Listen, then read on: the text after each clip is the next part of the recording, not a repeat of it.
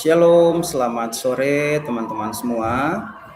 Perkenalkan, nama saya Edi Megantara dan saat ini saya akan menyampaikan salah satu materi Bible Study kita dari Kitab Kejadian. Ya, sebelumnya kita sama-sama tundukkan kepala, kita mau berdoa. Bapa, dalam nama Tuhan Yesus kami mengucap syukur untuk sore hari. Biarlah saat ini Tuhan, hikmat marifat Tuhan ada buat kami semua supaya kami dapat mengerti lebih lagi tentang firman Tuhan, terutama tentang kitab Kejadian yang akan kami bahas. Dan biarlah dengan materi ini kami boleh lebih mengenal Tuhan lebih lagi, mengenal keajaiban Tuhan yang lebih lagi, dan kami yakin, kami percaya Tuhan, setiap materi yang disampaikan bukan materi yang sia-sia, tetapi boleh bertumbuh di dalam hati kami dan kami boleh mengenal Tuhan lebih dalam lagi. Terima kasih di dalam nama Tuhan Yesus. Amin. Ya, teman-teman, kita akan mulai Bible Study kita ya di sore hari ini. Ya, seperti yang tadi saya bilang, ya kita akan membahas mengenai seri kitab Kejadian. Dan kalau kita lihat ya, kitab Kejadian ini terdiri dari 50 pasal, dan untuk Bible Study yang sekarang ini ya, ini saya akan membahas kitab Kejadian dari pasal 1 sampai pasal 11. Ya, jadi ini adalah seri kitab Kejadian bagian pertama ya, dari pasal 1 sampai pasal 11 seperti itu. Dan nanti untuk selanjutnya atau Bible Study selanjutnya kita akan lanjutkan kembali dari pasal 12 sampai pasal yang ke-50. Seperti itu. Ya, oke, kita langsung saja ya. Sebelum kita memasuki pasal demi pasal, kita mau lihat dulu mengenai latar belakang kitab Kejadian ini. Ya, kitab Kejadian ini adalah kitab pertama di dalam Alkitab kita.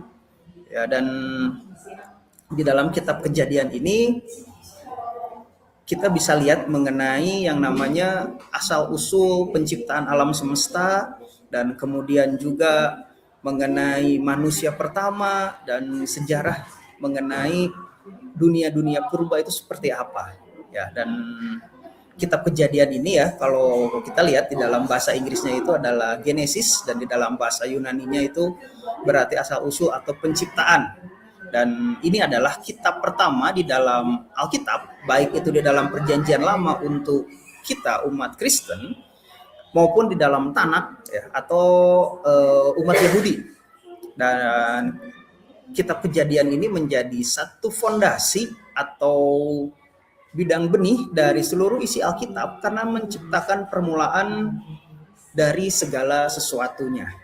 Ya, jadi itulah latar belakang kitab Kejadian. Dan kalau misalnya kita lihat ya, di dalam kitab Kejadian ini secara sejarahnya begitu, atau dari ringkas dan terstrukturnya ya, kitab Kejadian ini berasal dari bahasa Ibraninya itu adalah Bereshit ya, yang artinya pada mulanya atau kata pertama di dalam kitab ini. Dan kemudian di dalam bahasa Yunani Septuaginta disebut dengan yang namanya Genesis, yang artinya asal-usul, kelahiran, dan penciptaan.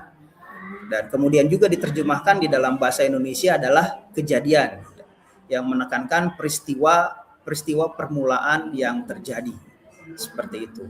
Dan kemudian di dalam kitab Kejadian ini, kalau misalnya kita lihat ya, bahwa pasti kitab Kejadian ini ditulis gitu ya, bukan tercipta dengan sendirinya. Ya, siapakah penulis kitab Kejadian ini? Ya, kalau kita lihat di dalam tradisi Yahudi dan Kristen, yang menulis kitab Kejadian ini adalah Musa. Ya, Musa sebagai penulis kitab utama, dan Musa diyakini menyusunnya di bawah pengilhaman Roh Kudus, dan kemungkinan menggunakan catatan lisan atau tulisan yang sudah ada sejak zaman Adam hingga Yusuf. Ya, jadi kita yakin, kita percaya bahwa Musa diilhami oleh Roh Kudus dan kemudian bisa menuliskan atau bisa menceritakan secara detail mengenai kitab Kejadian ini. Ya, dari penciptaan, dari manusia jatuh ke dalam dosa, Ya siapa lagi kalau bukan dari pengilhaman Roh Kudus ya, Musa bisa melakukan hal demikian. Itu adalah sesuatu hal yang luar biasa yang Tuhan berikan kepada para penulis Alkitab di sini. Ya, sehingga kita bisa mengetahui lah bagaimana kejadian-kejadian awal itu seperti apa gitu. Dan periode penulisan dari kitab Kejadian ini adalah sekitar tahun 1445 sebelum Masehi sampai 1405 sebelum Masehi. Ya, pada masa Musa memimpin bangsa Israel setelah keluar dari Mesir selama 40 tahun di padang gurun, dan disitulah kitab Kejadian ini ditulis oleh Musa. Dan kemudian kita bisa lihat lagi ya bahwa latar belakang sejarah dari peristiwa yang diceritakan di dalam kitab Kejadian ini itu dibagi menjadi dua bagian ya. Kalau teman-teman baca di sini dilihat bahwa bagian pertama itu adalah penciptaan dan dunia purba, itu ditulis dari pasal 1 dari sampai pasal 11. Ya, jadi bagian pertama itu adalah pasal 1 sampai pasal 11, yaitu menceritakan atau menuliskan periode atau kronologi dari awal waktu dunia ini dijadikan hingga sekitar tahun 2000 sebelum Masehi. Dan isi dari pasal 1 sampai pasal 11 ini adalah ya seperti yang tadi sudah saya singgung di awal ya, ada yang namanya penciptaan alam semesta, ada kejatuhan manusia ke dalam dosa, dan kemudian juga ada penghukuman Tuhan terhadap dunia dengan peristiwa air bah, dan juga ada yang namanya Menara Babel. Ya, sementara untuk bagian yang kedua itu di pasal 12 sampai pasal 50, ya ini menuliskan tentang sejarah atau leluhur mengenai nenek moyang ya, terutama nenek moyang daripada bangsa Israel sendiri. Yaitu terjadi sekitar tahun 2000 sampai tahun 1700 sebelum Masehi. Dan isi utama dari pasal 12 sampai 50 ini adalah bagaimana kita bisa mengetahui tokoh-tokoh utama daripada nenek-nenek moyang bangsa Israel ya, seperti Bapak Abraham, kemudian Ishak, Yakub, Yusuf dan saudara-saudaranya, seperti itu. Oke. Ya, peristiwa terjadi terutama di wilayah Mesopotamia, tempat asal Abraham atau Kanaan, dan akhirnya di Mesir. Dan kemudian juga para leluhur ini bisa disebut dengan para bapak bangsa ya. Dan ada sekitar abad ke-20 sampai ke-17 sebelum Masehi. Nah, jadi itu kurang lebihnya latar belakang kitab Kejadian itu ya, bahwa ini adalah kitab yang pertama di dalam Alkitab, ditulis oleh Musa yang diilhami oleh Roh Kudus sehingga kitab ini ada, dan kemudian juga terdiri dari dua bagian, yaitu pasal 1 sampai pasal 11 menceritakan mengenai dunia purba yang isinya tentang penciptaan, kejatuhan, dan penghukuman Allah kepada manusia melalui air bah, dan kemudian juga pasal 12 sampai pasal 50 mengenai sejarah dari tokoh-tokoh atau nenek moyang, terutama nenek moyang bangsa Israel seperti Bapak Abraham, Ishak, Yakub, Yusuf dan saudara-saudaranya. Dan itulah latar belakang kitab Kejadian. Dan untuk selanjutnya mari kita akan lihat pasal demi pasal mengenai kitab Kejadian ini.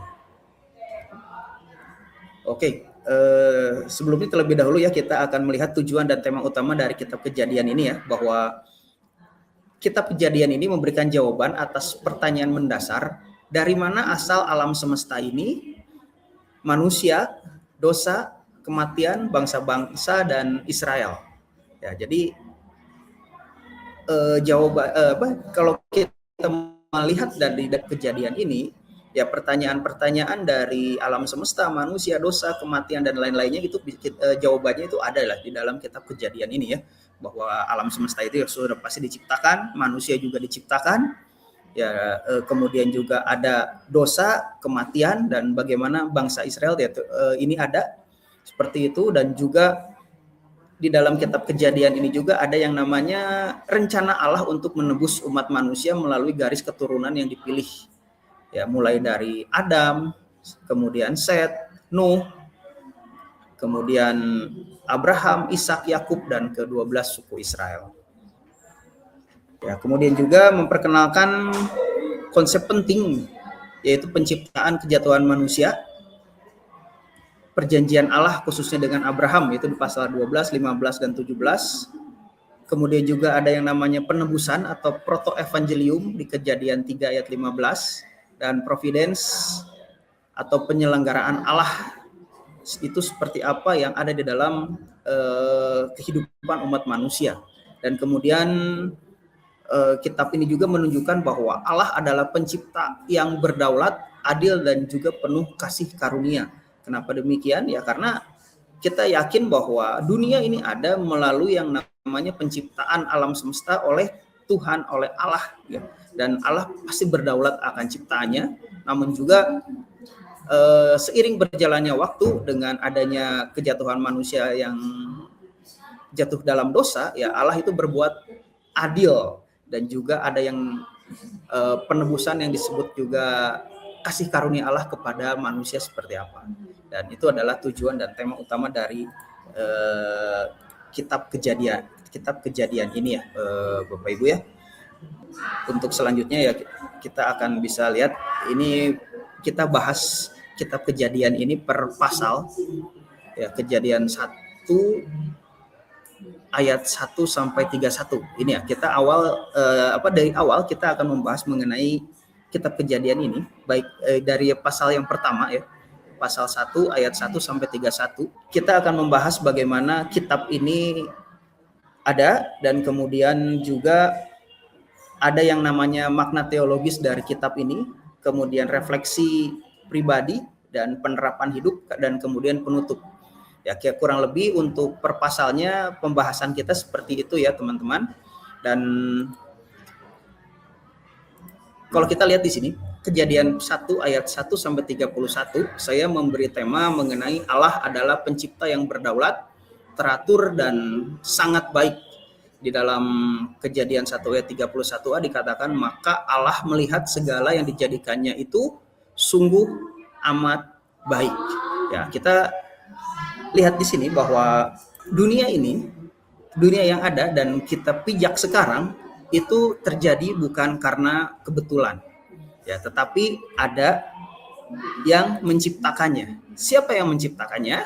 Dan sudah pasti yang menciptakannya itu adalah Allah sendiri. Tuhan sendiri yang menciptakan alam semesta ini, sehingga alam semesta ini ada dengan keteraturannya yang sampai saat ini masih berlangsung sebagaimana mestinya. Itu bukan terjadi karena kebetulan, tetapi ya inilah karena Allah yang luar biasa, atau Tuhan sendiri yang secara luar biasa menjadikan alam semesta ini ada. Ya, Alkitab dibuka dengan pernyataan tegas bahwa Allah adalah pencipta dari segala sesuatu. Dan juga kalau misalnya kita lihat di dalam kitab Kejadian ini ya, tidak ada penjelasan mengenai asal usul Allah itu seperti apa. Dan kita yakinilah bahwa Allah Tuhan yang kita sembah itu adalah Allah yang kekal, dan Allah yang memang berdaulat, dan Allah yang perkasa. Ya, melalui penciptaan alam semesta ini juga menunjukkan bahwa dia begitu luar biasa menciptakan segala sesuatunya ini menjadi teratur sampai sekarang ini. Ya, dan di dalam kitab Kejadian pasal yang pertama itu ya, dijelaskan bahwa pada mulanya Allah menciptakan langit dan bumi. Bumi belum berbentuk dan kosong, gelap gulita menutupi samudera raya, dan roh Allah melayang-layang di atas permukaan air. Ya, jadi disinilah awal mula ya penciptaan itu ada, bahwa Allah sendiri yang menciptakan langit dan bumi beserta isinya, karena langit dan bumi itu awalnya itu kosong dan gelap gulita itu menutupi samudera raya. Itu bisa dilihat di ayat yang kedua. Dan kemudian juga bahwa dari semuanya itu ya roh Allah melayang-layang di atasnya. Ini menunjukkan bahwa keterlibatan aktif Allah di dalam penciptaan alam semesta ini. Seperti itu. Dan kalau misalnya kita lihat di ayat yang ketiga sampai ayat yang ke-25 gitu, Ya, di sini dijelaskan eh, penciptaan alam semesta ini ya dari hari pertama sampai hari ke-6. Ya, Allah menciptakan alam semesta ini dengan cara berfirman gitu ya. Maka berfirmanlah Allah, jadilah terang, maka terang itu jadi. Ya, dan inilah menunjukkan bahwa dengan firman-Nya, dengan perkataan Allah, segala sesuatunya itu ya memang bisa terjadi. Dan kalau misalnya kita lihat di sini ya, di dalam penciptaan alam semesta ini dari hari pertama sampai hari ke-6, ini menunjukkan yang namanya keteraturan Allah, keteraturan Tuhan sendiri pada saat penciptaan alam semesta ini berlangsung gitu. Ya, sebetulnya kalau misalnya kita lihat ya, dari hari pertama sampai hari ke-6, itu Tuhan menciptakan dari segala sesuatu yang sederhana sampai kepada sesuatu yang kompleks di mana makhluk hidup itu bisa tinggal di sini. Ya, jadi nggak mungkin kan Tuhan menciptakan misalnya manusia di hari yang pertama gitu. Ya, kalau misalnya manusia diciptakan di hari yang pertama, ya manusia mau hidup seperti apa gitu ya, karena ya memang semuanya itu belum tersedia. Ya, tetapi di sini Tuhan secara luar biasa mengatur sedemikian rupa di dalam penciptaan ini ya, bahwa Tuhan menyediakan sesuatu hal yang sangat baik untuk manusia. Maka ya Tuhan menciptakan secara teratur gitu ya, dari hari pertama Tuhan menciptakan terang dan gelap, dan kemudian Tuhan menciptakan yang namanya cakrawala. Ya, setelah terang itu ada, terang itu dipisahkan dengan gelap, Tuhan menjadikan cakrawala.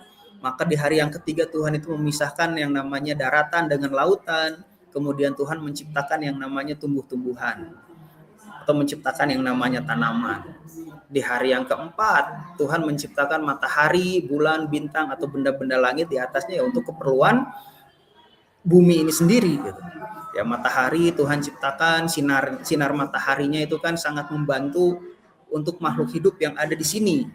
Ya, dari zaman dulu sampai zaman sekarang ya kita pasti masih tergantung ya dengan yang namanya sinar matahari. Ya, karena ya sinar matahari sangat membantu bagi semua makhluk hidup yang ada di dalam dunia ini. Dan setelah itu ada, maka Tuhan menciptakan yang namanya makhluk-makhluk hidup. Ya, mulai dari ikan yang ada di air, kemudian burung-burung yang ada di udara. Ya, dan kemudian juga di hari ke-6 Tuhan menciptakan hewan, dan sebagai puncak penciptaannya Tuhan menciptakan yang namanya manusia. Ya, jadi manusia bisa menikmati segala ciptaannya, menikmati segala ciptaan Tuhan setelah Tuhan menciptakan segala sesuatunya yang ada di dalam dunia ini. Ya, jadi sesuatu yang diciptakan oleh Allah itu baik gitu.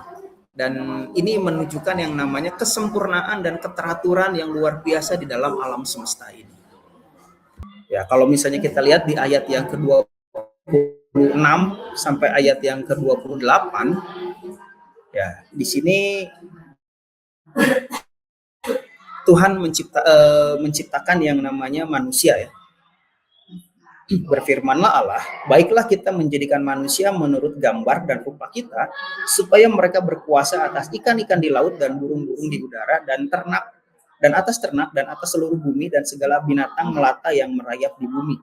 Maka Allah menciptakan manusia itu menurut gambarnya, menurut gambar Allah diciptakannya dia laki-laki dan perempuan diciptakannya mereka. Di ayat yang ke-28 Allah memberkati mereka, lalu Allah berfirman kepada mereka, beranak cuculah dan bertambah banyak, penuhilah bumi dan taklukkanlah itu, berkuasalah atas ikan-ikan di laut dan burung-burung di udara dan segala binatang yang merayap di bumi.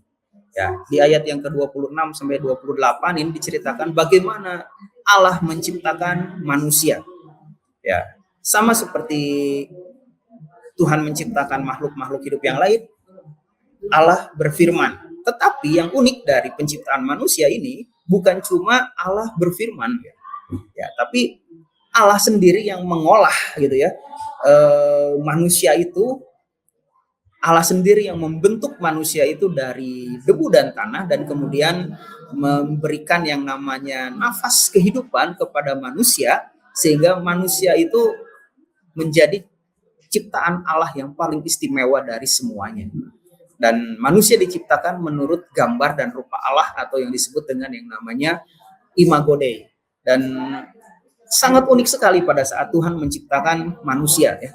Kalau misalnya kita lihat manusia sekarang yang semakin lama semakin bertambah banyak ya, mukanya gak ada yang sama ya satu dengan yang lainnya ya, dan itu merupakan satu ciptaan yang unik dan luar biasa dari Tuhan sendiri ya. Berbeda dengan contohnya lah Tuhan menciptakan yang namanya hewan ya, mukanya sapi, mukanya kuda gitu kan sama semua kan, nggak ada yang berbeda-beda ya. Tetapi kalau misalnya kita lihat Tuhan menciptakan manusia ya itu sangat unik gitu ya. Diciptakan laki-laki dan perempuan itu sangat unik sekali ya, mukanya itu pasti berbeda-beda gitu, seperti itu ya. Itu luar biasa bagaimana Tuhan menciptakan manusia. Dan itulah manusia ya yang ada di dalam dunia ini ya. Kita yang ada di dalam dunia ini adalah ciptaan Allah yang paling istimewa. Jadi kita bersyukur gitu bahwa kita ada di dunia ini, kita ada serupa dan segambar dengan Allah. Dan manusia juga selain diciptakan, manusia juga diberi yang namanya kuasa atau diberikan mandat untuk mengolah yang namanya bumi ini. Ya, Tuhan menciptakan manusia bukan cuma sekedar diam, tetapi ya Tuhan memberikan yang namanya kuasa kepada manusia untuk mengolah bumi. Dan Tuhan menciptakan manusia itu cuma ada dua ya di sini ya. Tuhan menciptakan laki-laki dan Tuhan menciptakan perempuan. Ingat, Tuhan menciptakan laki-laki dan perempuan. Tidak ada gender lain selain laki-laki dan perempuan. Ya, tidak ada gender lain ya. Kalau misalnya sekarang kita lihat ya, di dunia yang semakin kacau ini kan jenis kelamin itu katanya bukan cuma laki-laki dan perempuan, tapi kita balik lagi di dalam penciptaan alam semesta atau penciptaan manusia ini gitu, bahwa Tuhan hanya menciptakan laki-laki dan perempuan. Dan Tuhan menciptakan laki-laki dan perempuan ini menunjukkan yang namanya relasi dan kesetaraan antara laki-laki dan perempuan ini. Ya, tidak ada yang lebih tinggi atau yang lebih rendah, tidak ada yang lebih baik atau lebih buruk, tetapi Tuhan menciptakan laki-laki dan perempuan ini yang menunjukkan yang namanya kesetaraan atau relasi, dan mereka itu harus saling bekerja sama. Karena laki-laki walaupun makhluk yang kuat ya, tetapi pasti ada yang namanya kelemahan ya. Dan pasti ada yang harus dibantu oleh perempuan ya. Walaupun juga dikatakan bahwa perempuan itu adalah makhluk yang lemah, katanya seperti itu ya, tetapi kalau misalnya kita lihat ya perempuan itu sebenarnya kuat gitu. Ya, perempuan adalah penolong bagi laki-laki pada saat laki-laki lemah. Sehingga ya ini ada yang namanya relasi atau kesetaraan antara laki-laki dan perempuan ya, seperti itu. Harus saling menghargai, saling kerjasama antara laki-laki dan perempuan, seperti itu. Dan kalau misalnya kita lihat di ayat 29 sampai 31 ya, ini dilihat bahwa Allah menciptakan segala sesuatunya itu sungguh amat baik ya. Jadi pada saat Tuhan menciptakan segala sesuatunya yang ada di bumi ini, tidak ada yang namanya keburukan. Ya, semuanya Tuhan ciptakan dengan sungguh amat baik. Ya, dan tidak ada yang namanya kejahatan atau tidak ada yang namanya kerusakan pada awal penciptaan alam semesta ini. Dan ini melihat atau ini menunjukkan bahwa ada yang namanya kemuliaan Tuhan atau kemuliaan Allah di tengah-tengah penciptaan alam semesta ini. Ya, jadi itulah penciptaan alam semesta ini ya, yang Tuhan ciptakan, bahwa Tuhan melakukan segala sesuatunya itu sungguh luar biasa. Dan kita sebagai manusia, kita harus bersyukur bahwa alam semesta ini ada sampai saat ini, itu karena anugerah Tuhan yang luar biasa buat kita semua. Ada yang namanya keteraturan, ada sesuatu yang memang kita bisa manfaatkan ya dari alam semesta ini ya. Contohnya tadi yaitu sinar matahari, kita bisa memanfaatkan udara ya. Kita semua kan di sini bernafas secara gratis ya. Kita menghirup nafas nggak usah bayar ya. Seperti itu. Dan ya kita bersyukurlah bahwa segala sesuatunya Tuhan sudah berikan buat kita semua, sehingga kita sebagai manusia kita harus lebih lagi bisa melayani Tuhan, atau kita bisa lebih dekat dengan Tuhan dengan kita bisa melihat penciptaan alam semesta yang Tuhan berikan kepada kita semua. Dan itulah penjelasan ya dari kitab Kejadian, dari pasal 1 sampai pasal yang dari ayat 1 sampai ayat yang ke-31. Dan kemudian kita lihat makna teologis apa sih yang kita bisa pelajari dari Kejadian pasal 1 ayat yang ke-31 itu. Ya, yang pertama, makna teologis yang kita bisa pelajari itu adalah Allah itu pencipta yang berdaulat. Ya, segala sesuatu berasal dari Allah dan bukan kebetulan. Ya, jadi kalau misalnya kita lihat di sini bahwa atau banyak mungkin suara-suara yang bilang ya di akhir-akhir ini bahwa ada segala sesuatu itu berasal secara kebetulan atau dari sesuatu yang sederhana menjadi kompleks. Ya, itu dari orang-orang sana ya yang berbicara seperti itu. Tapi kalau misalnya kita lihat ya, bahwa di dalam dunia ini ada, itu cuma dari penciptaan Allah yang luar biasa ke dalam dunia ini. Dan Allah adalah pencipta yang berdaulat, Allah yang melakukan segala sesuatunya untuk dunia ini, dan itu terjadi bukan karena kebetulan. Dan kemudian makna teologis yang kedua, kita lihat bahwa ciptaan itu baik. Ya. Dan dunia pada dasarnya baik karena berasal dari Allah, sehingga harus dihargai. Ya, kalau misalnya kita lihat sekarang dunia semakin lama semakin bobrok atau semakin apa, ya kita bisa lihat bahwa awalnya ciptaan Allah itu baik. Ya, karena ada yang namanya seorang atau satu oknum yang tidak senang, sehingga ya dunia ini nanti hancur. Nanti kita bisa lihat di dalam pasal yang ketiga ya, siapa oknum itu ya, yang membuat dunia ini yang menjadi bobrok sampai sekarang. Ya, tetapi secara keseluruhan bahwa ciptaan Allah itu memang baik. Dan kemudian kita bisa belajar juga di poin yang ketiga ya, bahwa manusia memiliki martabat tinggi ya, atau manusia itu serupa dan segambar dengan Allah yang disebut dengan imago Dei. Ya, manusia bukan sekedar makhluk biologis, tetapi memiliki yang namanya nilai rohani. Ya, manusia diciptakan Tuhan sebagai makhluk yang istimewa, dan bukan sama seperti makhluk-makhluk yang lain, tetapi manusia diberikan yang namanya hikmat, diberikan yang namanya roh untuk bisa membedakan yang baik dan yang jahat gitu, seperti itu.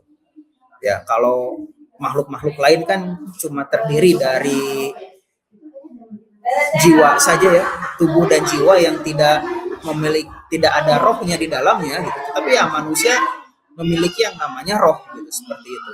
Ya, jadi kalau misalnya makhluk lain ada mati, kucing mati, ya sudah gitu.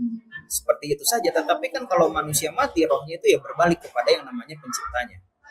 Ya, dan kemudian poin yang keempat di dalam makna teologis ini adalah ada yang disebut dengan yang namanya mandat budaya ya.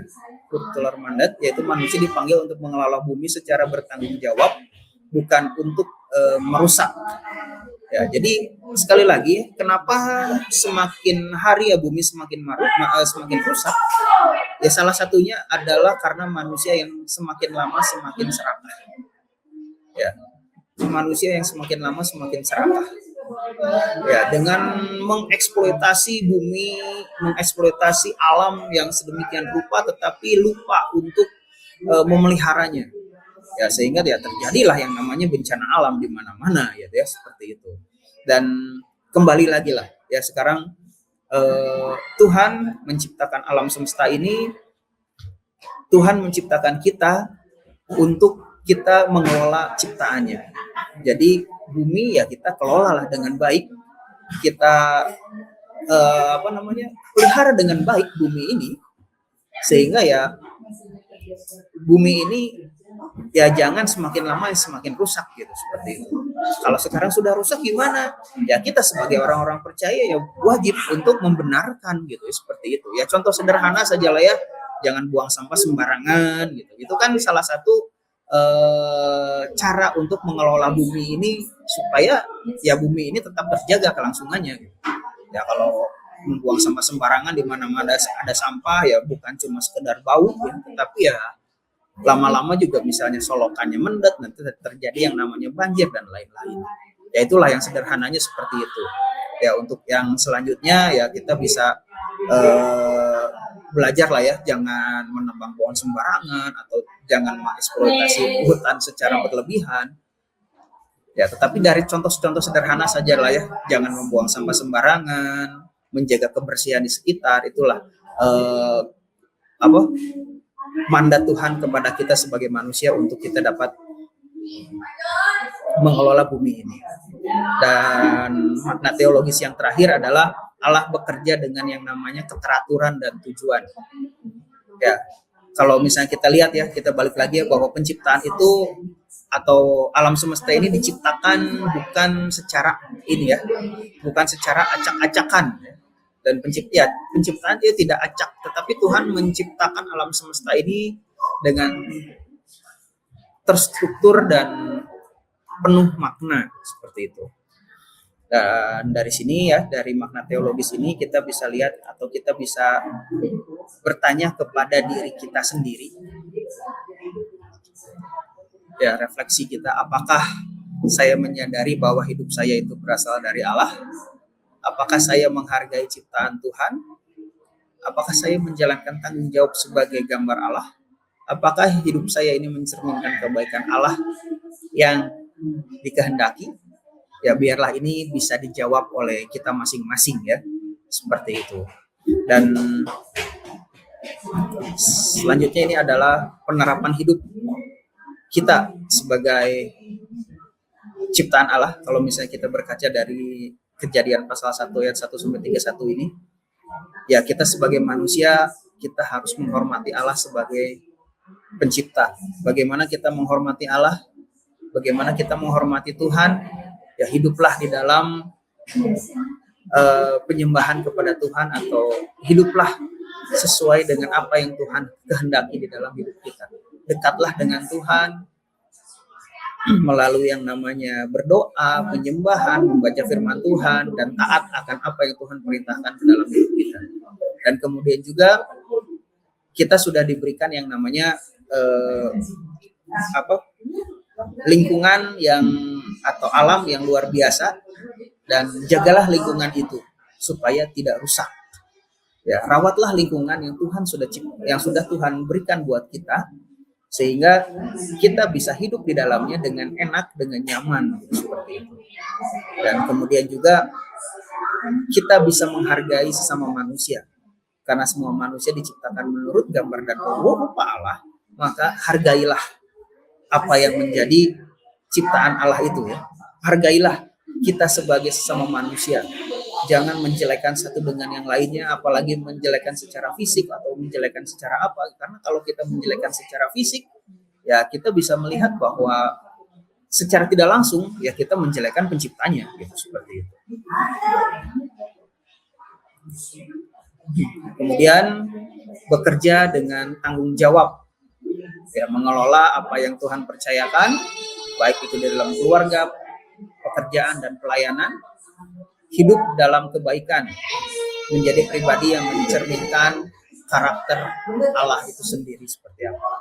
Dan sebagai penutup, dalam Kejadian 1 ayat 1 sampai 31, bukan hanya cerita penciptaan, tetapi fondasi iman Kristen. Karena Allah adalah sumber kehidupan, manusia memiliki tujuan dan dunia ini memiliki nilai di mata Tuhan. Oke, jadi itu ya yang kita bisa pelajari di dalam Kejadian pasal 1 ayat yang pertama sampai ayat yang ke-31 ini. Oke, teman-teman, kita lanjutkan ya. Sekarang kita masuk ke dalam Kejadian pasal yang kedua. Dan di dalam Kejadian pasal yang kedua ini ada 25 ayat. Jadi ayat 1 sampai ayat yang ke-25 kita akan bahas di sini. Dan untuk Kejadian pasal yang kedua ini saya mengambil tema relasi yang intim antara Allah, manusia, dan sesama. Ya, kita baca dulu ya di dalam Kejadian pasal 2 ini ayat 1 sampai ayat yang ke-7. Demikianlah diselesaikan langit dan bumi dan segala isinya.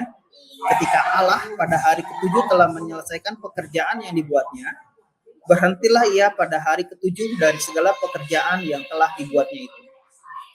Lalu Allah memberkati hari ke-7 itu dan menguduskannya, karena pada hari itulah ia berhenti dari segala pekerjaan penciptaan yang telah dibuatnya itu. Demikianlah riwayat langit dan bumi pada waktu diciptakan. Ketika Tuhan Allah menjadikan bumi dan langit, belum ada semak apapun di bumi, belum timbul tumbuh-tumbuhan apapun di padang, sebab Tuhan Allah belum menurunkan hujan ke bumi, dan belum ada orang untuk mengusahakan tanah itu. Tetapi ada kabut naik ke atas dari bumi dan membasahi seluruh permukaan bumi itu. Ketika itulah Tuhan Allah membentuk manusia itu dari debu tanah dan menghembuskan nafas hidup ke dalam hidungnya. Demikianlah manusia itu menjadikan makhluk yang hidup. Oke, demikian pembacaan firman Tuhan ya di dalam Kejadian pasal yang kedua ayat yang pertama sampai ayat yang ke-7. Dan kita lihat ya di sini bahwa Tuhan menciptakan alam semesta ini ya begitu istimewa ya dan begitu luar biasa ya. Dan kita lihat di ayat yang ke-1 sampai ayat yang ke-3, di sini ada satu hari di mana Tuhan menguduskan hari tersebut. Ya, kalau kita lihat ya, ini di ayat yang kedua ya, bahwa hari ke-7 itu Tuhan telah menyelesaikan pekerjaan yang dibuatnya dan ia berhenti pada hari ke-7 dari segala pekerjaan yang telah dibuatnya itu. Ya, kita lihat di sini bahwa Tuhan menguduskan salah satu hari di mana hari itu ada, dan itulah yang disebut dengan yang namanya hari ke-7. Ya, setelah menciptakan segala sesuatu, ya Allah berhenti ya, atau hari ke-7 itu disebut dengan hari Sabat. Ya, kenapa Allah berhenti bekerja di hari yang ke-7? Ini bukan karena Tuhan itu capek atau Tuhan itu lelah ya. Bukan karena Tuhan itu cukup untuk capek, lelah, dan cukup untuk istirahat. Ya, tetapi kita lihat di sini itu sebagai yang namanya atau kita belajar yang namanya pola hidup. Ya, hari ke-7 itu diberkati dan dikuduskan, dan pentingnya ritme hidup antara kerja dan istirahat. Ya, di sini juga kita bisa belajar gitu ya, Allah yang begitu luar biasa, yang begitu perkasa gitu ya. Allah juga berhenti dari pekerjaan tersebut. Ya, satu hari Allah berhenti dari pekerjaan tersebut. Ya, ini menjadi sesuatu hal yang perlu kita tiru sebagai manusia, gitu ya, bahwa ada yang namanya keseimbangan antara kita bekerja, kita berusaha, kita melakukan segala sesuatu dan istirahat. Ya, jangan sampai hidup kita ini fullkan untuk kita bekerja tanpa istirahat, karena itu juga sesuatu hal yang tidak baik. Ya, tetapi di dalam hidup ini perlu yang namanya keseimbangan. Ya, perlu yang namanya keseimbangan untuk kita bisa istirahat. Dan dari istirahat itu kita bisa manfaatkan untuk kita lebih dekat kepada pencipta kita. Ya, bagaimana lebih dekat dengan pencipta kitanya? Ya, kita datang ke dalam hadiratnya, kita beribadah, kita berdoa, dan di hari istirahat itu biarlah ada relasi yang lebih lagi antara kita dengan pencipta kita atau kita dengan Tuhan, seperti itu. Ya, jadi bolehlah kita bekerja selama 6 hari gitu. Tetapi perhatikanlah, 1 hari Pak dipakai untuk supaya kita bisa istirahat, dan di dalam istirahat itu kita bisa melakukan hal di mana kita bisa lebih dekat kepada Allah, di mana kita bisa intim dengan pencipta kita melalui yang namanya ibadah. Ya, kalau dulu ya disebut dengan yang namanya hari Sabat ya bagi kaum Yahudi ya. Ya, kalau sekarang kan kita beribadah di hari Minggu, ya cobalah gitu ya, di hari Minggu ini janganlah dipakai untuk kita bekerja secara berlebihan gitu. Ya, ada waktu kita untuk beribadah, ya ibadahlah gitu, seperti itu. Ya, jadi penting lah ya di dalam hidup ini untuk kita bisa menjaga yang namanya keseimbangan. Jangan cuma sekedar bekerja dan bekerja, tetapi adalah di dalam hidup kita ini supaya kita bisa istirahat dan kita bisa lebih dekat kepada pencipta kita melalui yang namanya ibadah kita kepada Tuhan, seperti itu. Dan kemudian di ayat yang keempat sampai ayat yang ketujuh ini dikatakan atau dituliskan sekali lagi ya penciptaan manusia yang secara pribadi itu seperti apa. Ya, kalau kita lihat di pasal yang pertama, Tuhan cuma menciptakan manusia aja seperti itu. Tetapi di pasal yang kedua ini ada penekanan yang lebih personal, di mana manusia itu dibentuk oleh Tuhan gitu. Ya, manusia dibentuk dari debu tanah dan Allah menghembuskan nafas hidupnya. Ini ada pengulangan penulisan ya ini di dalam pasal yang kedua ini ya, bahwa Tuhan menekankan penciptaan manusia itu yang lebih spesifik di sini. Ya, manusia dibentuk dari debu tanah dan kemudian bukan cuma dibentuk, ya, Tuhan juga menghembuskan nafas hidup ke dalam manusia sehingga manusia itu bisa menjadi hidup. Ya, hembusan nafas Allah kepada manusia ini menunjukkan kedekatan relasi Allah dengan manusia. Ya, jadi kita hidup sampai sekarang, kita bersyukur kita bisa hidup sampai sekarang dan kita bisa diberikan nafas kehidupan, ya karena ada roh nafas kehidupan yang Tuhan berikan sama kita. Ya, jadi ya setidaknya roh Allah itu adalah di dalam hidup kita gitu, seperti itu. Ya, jadi kalau misalnya kita diciptakan serupa dan segambar dengan Allah, roh Allah ada di dalam hidup kita, maka lakukanlah segala sesuatu yang sesuai dengan yang namanya kehendak Allah sendiri. Ya, jangan kita hidup semaunya, jangan kita hidup sekehendak kita. Ya, karena kalau misalnya kita hidup sekehendak kita, ya kita kembali lagi gitu bahwa di dalam hidup kita kan ada nafas Allah, ada roh Allah, maka yang dipermalukan yaitulah Allah sendiri, seperti itu ya. Ya, jadi di sini kita bisa belajar ya, kita sebagai manusia yang ada roh Allah yang hinggap di dalam hidup kita ini, selagi kita hidup berusaha untuk kita bisa menunjukkan siapa pencipta kita melalui kehidupan kita. Ya, jangan melakukan segala sesuatu hal yang tidak baik, karena kalau kita melakukan hal yang tidak baik, ya Tuhan sendiri yang dipermalukan. Ya, tetapi kalau kita melakukan segala sesuatu yang baik, ya Tuhan sendiri yang dipermuliakan melalui kehidupan kita.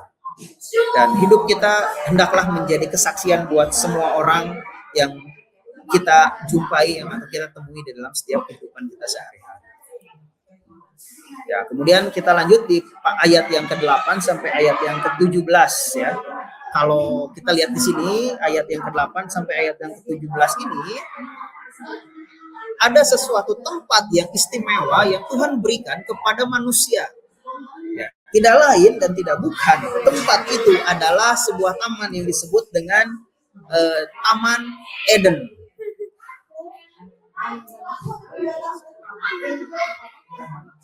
Ya, taman itu disebut dengan yang namanya Taman Eden.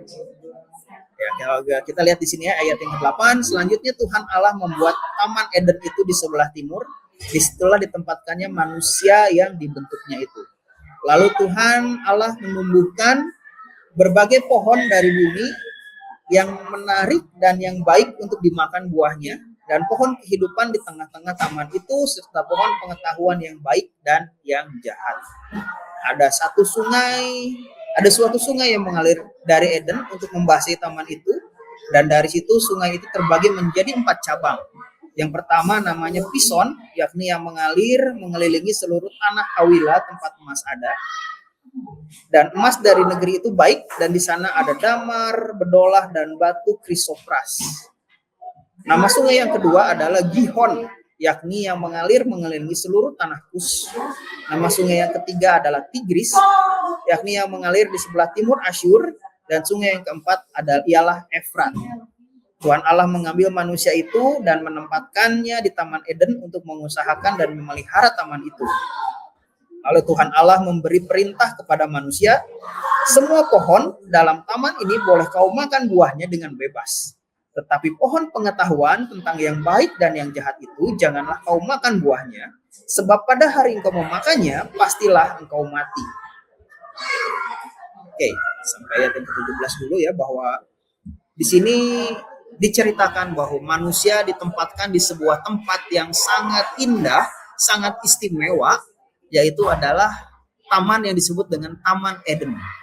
Ya, tadi firman Tuhan sangat detail menjelaskan gitu ya, bahwa Taman Eden ini dibuat Tuhan untuk manusia dan untuk memudahkan kehidupan manusia di saat itu gitu. Ya, di Taman Eden ada pohon, ada tumbuh-tumbuhan di mana manusia bisa menikmati buah daripada pohon itu. Ya, dan juga dikatakan ya di Taman Eden ini ada sungai-sungai yang mengalir ya, ada 4 sungai yang mengalir, yaitu Pison, Gihon, Efrat, dan Tigris. Ya, ini menggambarkan bahwa ada satu kemakmuran, ada satu kesuburan gitu ya, yang ada di Taman Eden ini, dan ada juga hasil-hasil alam yang luar biasa yang Tuhan sudah siapkan kepada manusia untuk manusia bisa tinggal di Taman Eden gitu. Dan tetapi juga di sini dituliskan gitu bahwa di Taman Eden itu ada pohon kehidupan, yaitu pohon pengetahuan baik dan jahat, dan kemudian juga ya manusia ditempatkan di Taman Eden ini bukan cuma sekedar ditempatkan saja, tetapi manusia juga diberi tugas untuk mengusahakan dan memelihara taman itu. Ya, jadi Taman Eden diberikan Tuhan kepada manusia, dan manusia di situ diberikan tanggung jawab penuh untuk mengelola dan mengusahakan taman itu. Dan selain ada tugas yang diberikan Tuhan kepada manusia ya di Taman Eden ini, ada juga yang namanya perintah. Apa perintah itu? Ya, perintah itu manusia tidak boleh makan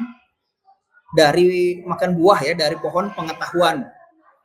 Ya, seperti itu. Manusia diberikan yang namanya tanggung jawab dan batasan di dalam taman tersebut.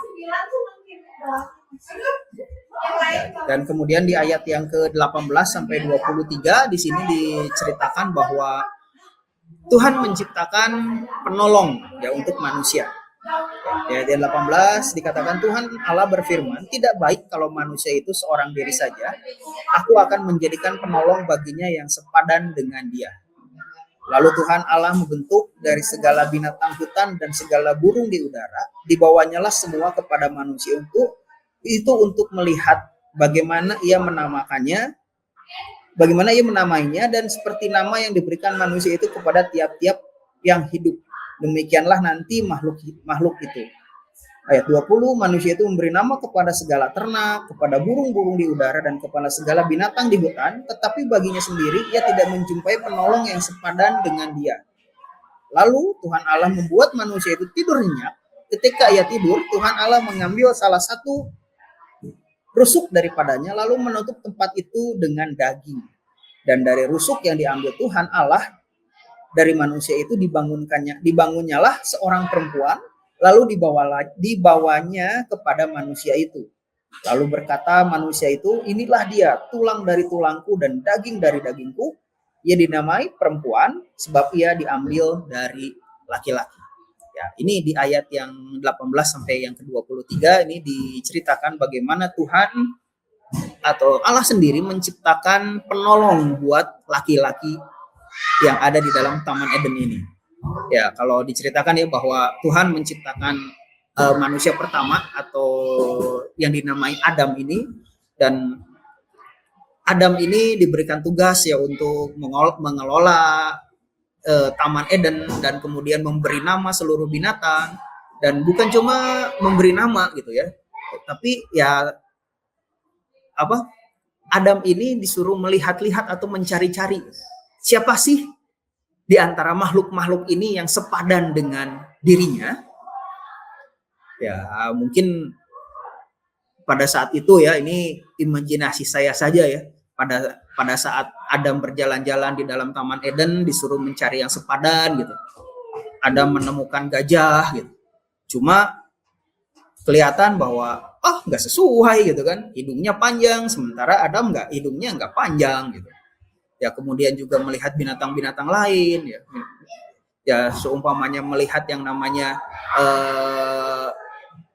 melihat yang namanya monyet misalnya, seperti itu ya, wah kayaknya mirip nih gitu, tetapi itu mau banyak bulunya, saya tidak, ya berarti tidak ada yang sepadan gitu kan. Nah di situ Tuhan melihat bahwa tidak ada yang sepadan dari antara makhluk-makhluk yang Tuhan ciptakan itu untuk dijadikan penolong bagi Adam. Maka firman Tuhan mengatakan bahwa buatlah Adam itu tertidur, dan setelah Adam itu tertidur diambilnya lah ya rusuk daripada Adam tersebut atau rusuk dari laki-laki tersebut, dan dari rusuk itu dibuatlah seseorang yang luar biasa juga ya, dan yang dibuat Tuhan itu adalah seorang perempuan. Ya, perempuan diambil dari rusuk laki-laki, itu menunjukkan yang namanya kesatuan dan kesetaraan gitu ya, laki-laki dan perempuan itu seperti apa. Dan betul saja pada saat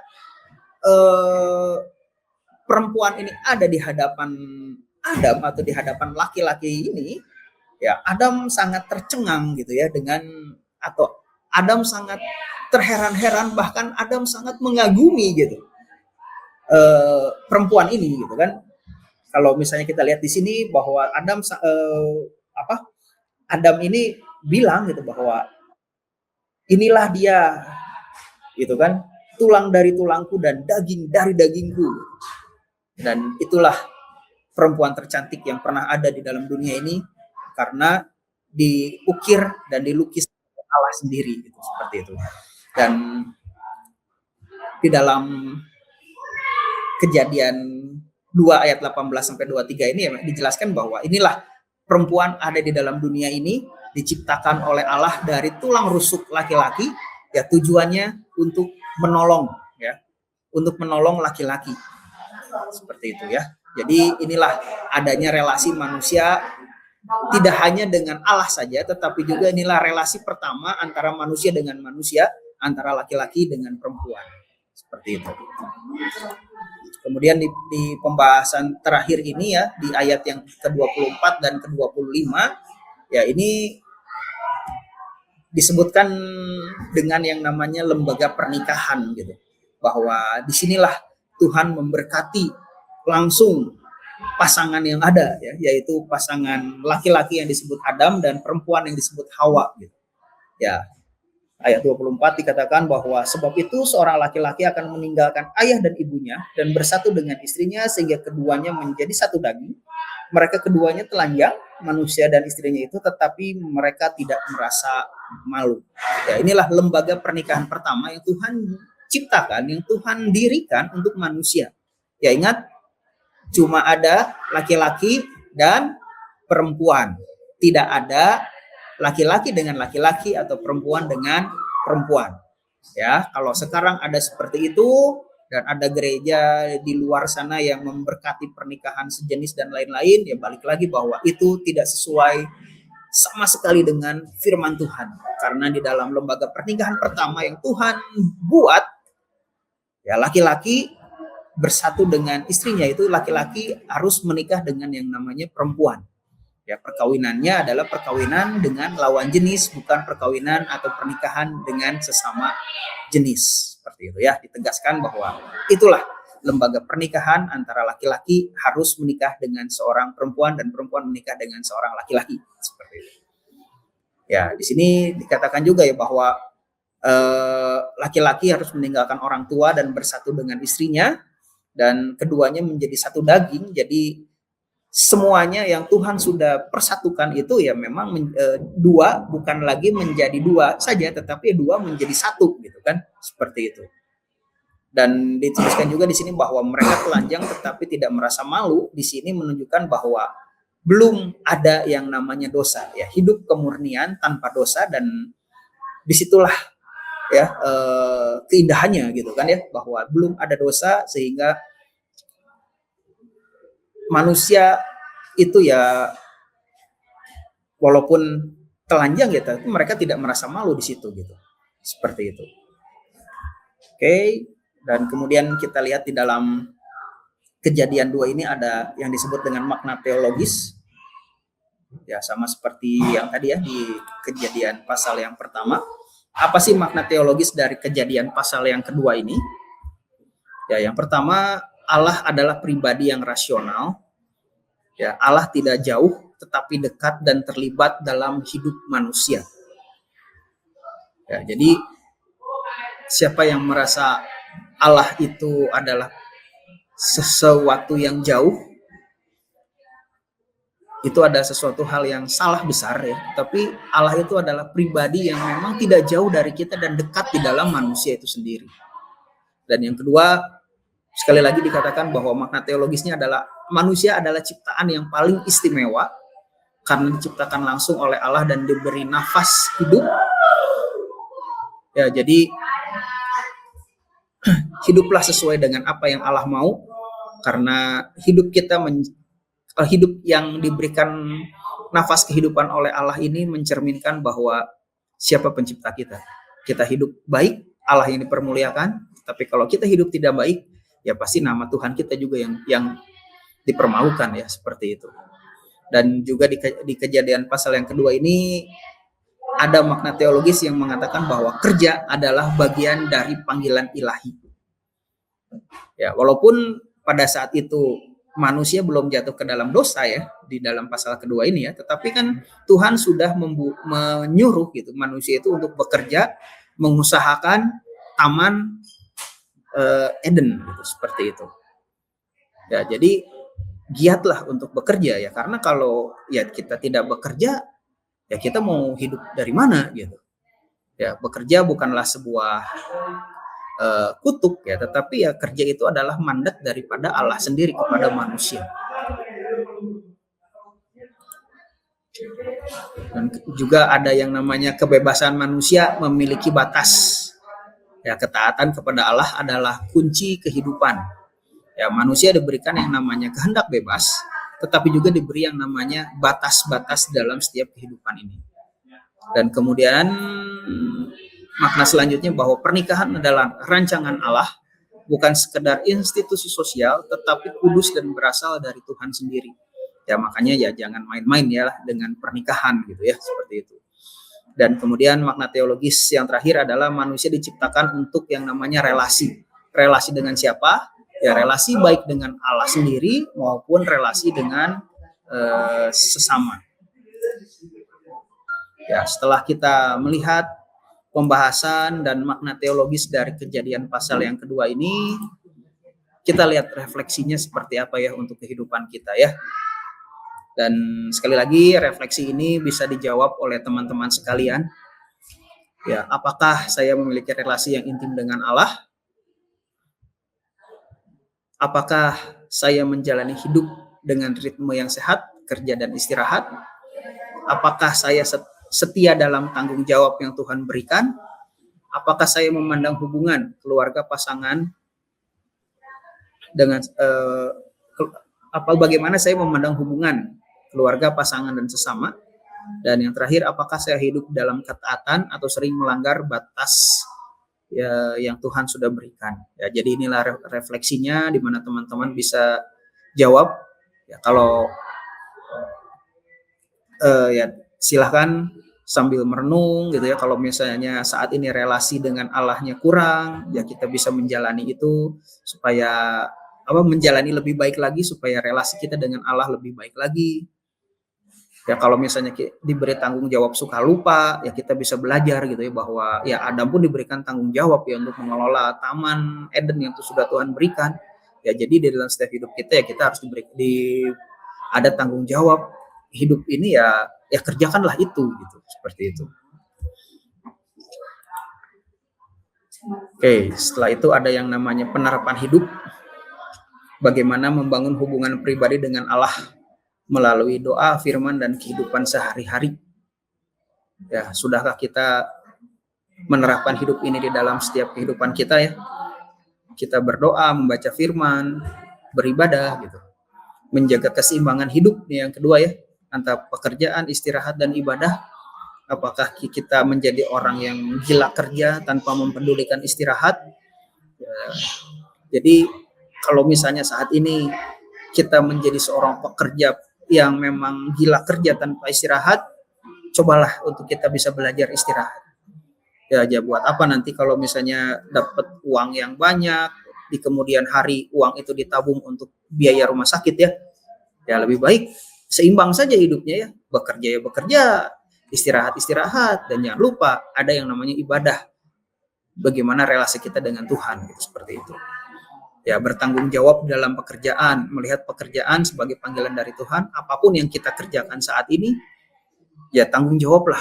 Baik itu kita sebagai misalnya karyawan, kita sebagai pegawai, atau kita sebagai atasan, atau kita sebagai pemimpin yang ada di dalam sebuah perusahaan, ya kita bertanggung jawablah di dalamnya, seperti itu. Yang keempat, menghargai relasi dengan sesama, baik dalam keluarga, pernikahan, maupun komunitas. Ya, di dalam pasal yang kedua ini juga kita bisa belajar lagi ya, bahwa relasi kita itu bukan cuma hubungan kita dengan Tuhan, tetapi ada hubungan kita dengan sesama. Bagaimana relasi kita dengan keluarga kita? Ya, apakah baik-baik saja ataupun kurang baik? Bagaimana relasi kita dengan teman-teman sekerja, bagaimana dengan teman-teman sepelayanan. Ya, kalau memang misalnya saat ini memang kurang baik relasinya, coba diperbaiki. Dan kemudian hidup dalam ketaatan, menghormati batas-batas yang Tuhan berikan. Ya, jadi cobalah ya hidup di dalam yang namanya ketaatan yang sudah Tuhan berikan di dalam hidup kita ini. Berusahalah ya, kadang-kadang juga ya namanya manusia ya. Ya kadang-kadang juga suka tidak taat ya, tetapi belajarlah ya di dalam kehidupan ini supaya kita bisa taat dan menghormati batas-batas yang Tuhan berikan, sehingga dengan ketaatan kita ya Tuhan sendiri yang dipermuliakan. Dan sebagai penutup, di dalam Kejadian pasal 2 menekankan bahwa manusia bukan hanya ciptaan, tetapi juga sahabat Allah yang dipanggil untuk hidup dalam relasi, tanggung jawab, dan ketaatan. Hidup yang benar adalah hidup yang selaras dengan rancangan Allah sejak semula. Oke teman-teman, demikianlah ya untuk sesi yang pertama ini. Kita membahas Kejadian pasal yang ke-1 dan pasal yang kedua. Dan untuk pembahasan selanjutnya atau next pembahasan gitu ya, kita akan kupas lebih lanjut, yaitu Kejadian pasal 3 dan seterusnya. Ya, demikian dari saya di hari ini. Terima kasih, selamat sore.